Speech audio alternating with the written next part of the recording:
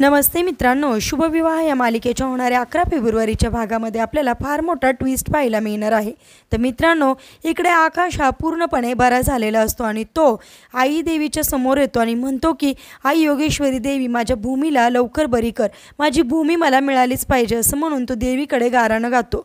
तर इकडे भूमी हॉस्पिटलमध्ये ॲडमिट असते आणि भूमीला खरोखर शुद्ध येते, भूमी शुद्धीवर येते आणि त्या क्षणी मनू लगेचच आकाशला फोन लावून सांगते की भूमी ताईला शुद्ध आली आणि भूमीला शुद्ध आलेली ऐकताच इकडे आकाशचा आनंद गगनात मावेनासा होतो आणि आकाश डायरेक्टली भूमीला भेटण्यासाठी हॉस्पिटलमध्ये येतो आणि भूमीला बघता क्षणी आकाश भूमीला कडकडून मिठी मारतो आणि म्हणतो, मला माहिती होतं माझी भूमी नक्की बरी होणार।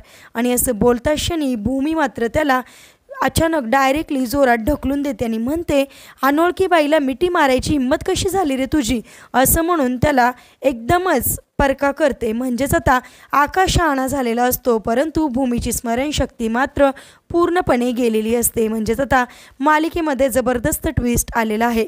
म्हणजेच आता शहाणा आकाश कशा प्रकारे भूमीची स्मरणशक्ती परत आणेल हे पाहणे सुद्धा इंटरेस्टिंग ठरणार आहे।